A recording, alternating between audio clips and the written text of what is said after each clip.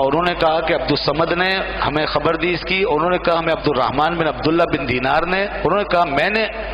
اپنے والد سے سنی، اور انہوں نے ابو صالح سے، اور انہوں نے ابو ہریرہ سے،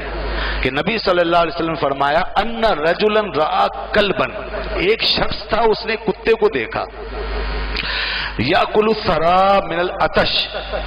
جو پیاس کی وجہ سے مٹی چاٹ رہا تھا، کنویں کے پاس بیٹھا کتا مٹی گیلی مٹی چاٹ رہا تھا اور پیاسا تھا وہ، فاخذ الرجل خفہ، تو اب اس شخص نے ایک اور نظر سے دیکھا، شرعی اور فقہی نقطہ نظر بیان کر دیا، نسبت کی بات بھی بیان کر دی، اب یہ اللہ کی مخلوق ہے، اللہ کی مخلوق ایک جاندار چیز ہے، جان والی چیز ہے، اللہ کی مخلوق ہے، لہذا مخلوق کے الہی اگر پریشانی میں ہے تو اس کی مدد کی جائے، مخلوق الہی کو اگر آپ کی ضرورت پڑے تو اس کی مدد کرو۔ چنانچہ اس شخص نے کیا کیا، اس پہ رحم کیا، فقط رجل خف، اس نے اپنا موزہ نکالا، وہ چمڑے کے موزے ہوتے تھے نا خف،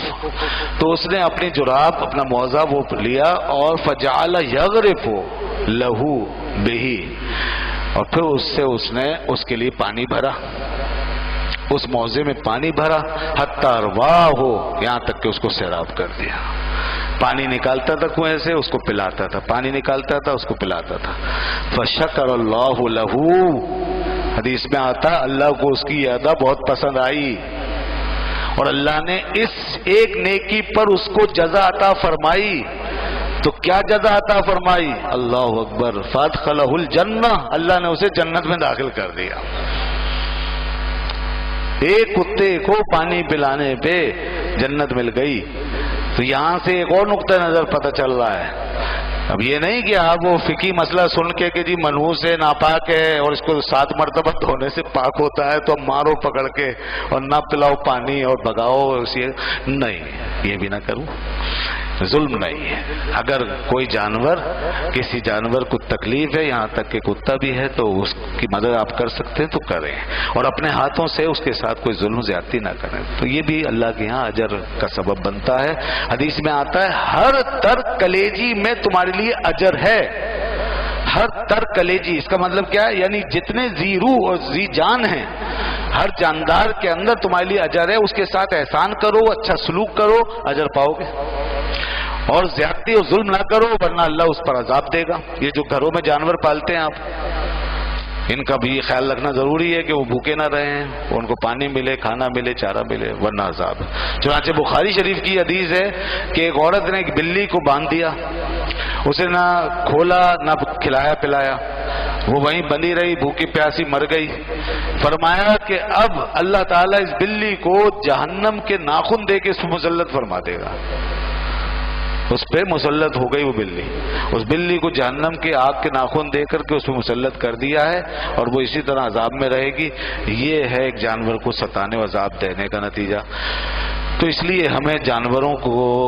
کے حقوق کا بھی خیال رکھنا چاہیے، لیکن اس کا مطلب یہ بھی نہیں ہے کہ حقوق کا خیال رکھتے رکھتے ان کو اتنا آگے لے جائیں کہ انسان ہی پریشان ہو جائیں۔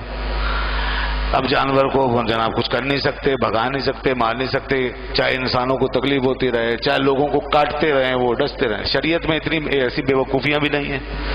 اور دنیا میں پائی جاتی ہوں شریعت میں۔ انسان کا مقام تو انسان کا مقام ہے، سب سے بڑا مقام انسان کا ہے۔ وَلَقَدْ كَرَّمْنَا بَنِي آدم، اللہ نے فرمایا ہم نے بنی آدم کو سب سے زیادہ مکرم بنایا۔ اب ایک انسان اور اس کے مقابلے میں ایک جانور، تو اگر انسان کے حقوق پامال ہوتے ہیں تو جانور کو چھوڑو، اس کو مار دو، اسے ختم کر دو، اگر وہ اذیت ناک ہو گیا اسے مار دو،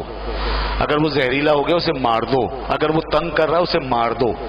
پھر مارنے کا حکم ہے، چاہے چیٹی ہو، چینٹا ہو، گھر میں کیڑے مکوڑے ہوں، کوئی پرندے ہوں ایسے تنگ کر رہے ہوں، یا کتے بلے ہوں مارتے تنگ کرتے ہوں اور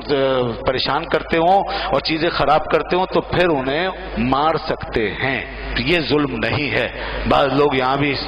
بڑے مسئلے پوچھتے ہیں لوگوں کے ساتھ، بھائی کیا کیا کر لیں گے وہ لوگوں کے ساتھ، انسانوں کے ساتھ، اپنے بھائی بہنوں کے ساتھ، عزیزوں کے ساتھ، رشتہ داروں کے ساتھ، پتہ نہیں کیا کتنا کتنا کھا جائیں گے، کتنے حقوق پامال کر لیں گے، کتنی دفعہ دل آزاریاں کر لیں گے، لیکن گھر میں ایک بلی ہے اور وہ تنگ کر رہی ہے، اس کے بارے میں 100 مفتیوں سے پوچھیں گے، ماروں کہ نہیں ماروں، کیا کروں، بلی تو جانور ہے، اس پہ کہیں ایسا نہ ہو ظلم ہو جائے، بلی کے لیے اتنا مسئلہ ہو گیا، تو بھائی اگر وہ تنگ کر رہی ہے تو آپ اسے مار سکتے ہو، بالکل کوئی حرج نہیں ہے. فقہا نے یہ بات بھی لکھی ہے اور یہ بھی کہا ہے فقہا نے کہ اگر اسے ذبح کر سکتے ہو ذبح کر دو تاکہ تکلیف کم سے کم ہو, ورنہ زہر دے کے اسے مار سکتے ہیں, کوئی حرج نہیں ہے اگر انسانوں کو تنگ کر رہے. تو اسی طرح تمام جانوروں کا حکم ہے. جب یہ شہر میں بستیوں میں کتوں کی تعداد بڑھ جاتی ہے تو پھر وہ بلدیہ والے ان کو ٹھکانے لگاتے ہیں, کوئی حرج نہیں ہے کیونکہ وہ مسئلہ بن گئے لوگوں کے لیے, تو کر سکتے ہیں. کٹخانے ہوں, پاگل ہو جاتے ہیں جانور, تو اس میں بھی یہ سب کچھ کیا جا سکتا ہے. تو